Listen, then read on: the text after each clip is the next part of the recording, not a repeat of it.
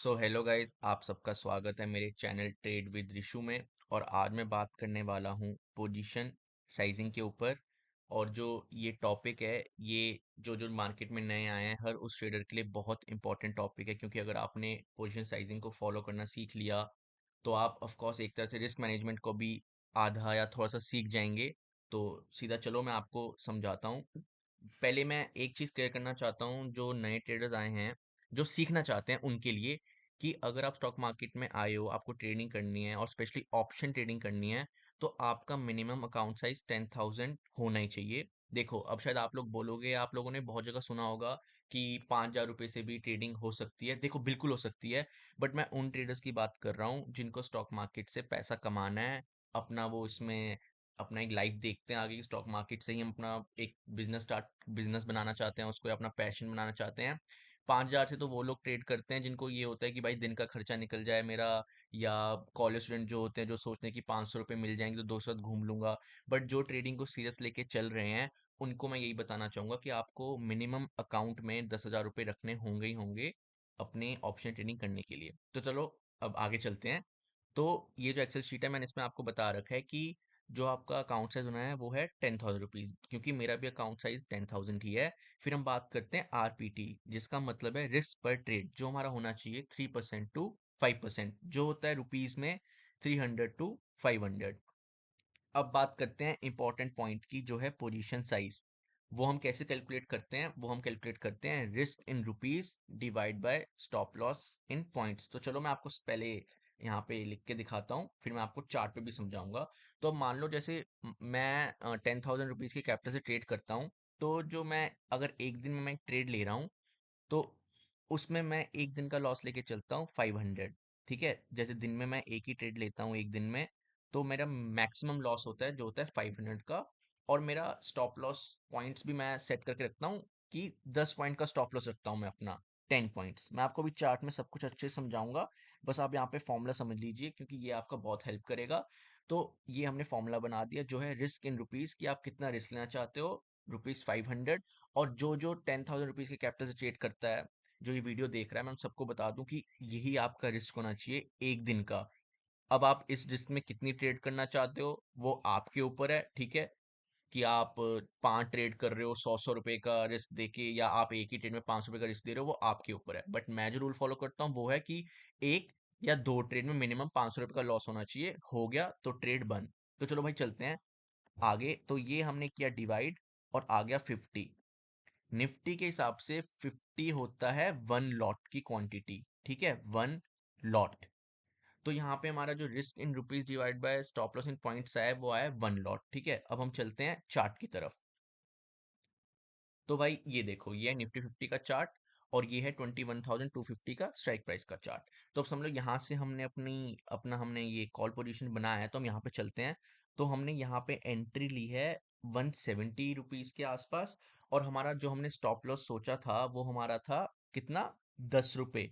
तो 10 रुपए कितना होगा, 160 के आसपास होगा। ठीक है, तो अब देखो, मैंने यहाँ पे कैलकुलेटर खोल के रखा है, ब्रोकरेज कैलकुलेटर धन का। तो वहाँ पे मैंने पहले से सारी वैल्यूज डाल दी है। बाय प्राइस हमारा 170, सेल प्राइस हमारा अप्रोक्स 160, और जो हमारा लॉट साइज है वो है 1, देखो 50। जो हमने जब यहाँ पे हमने अपना आंसर हमने ये किया था, तो देखो ये हमारा वन लॉट आ रहा था 50 का। ओके, तो यहाँ मैंने सारी वैल्यूज पहले से डाल के रखी है। अब हम नीचे चलते हैं। तो भाई ये देखो, जो हमारा ग्रॉस पीएनएल आ रहा है, टैक्सेस कटने से पहले को बोलते हैं ग्रॉस पीएनएल, जिसमें टैक्स नहीं कटता। किनका? ये ब्रोकरेज ऐप जो आप यूज करें उनका, और जो गवर्नमेंट को टैक्स जाना होता है उनका।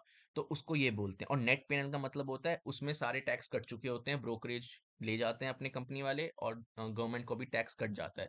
तो देखो, वो अराउंड आ रहा है 552।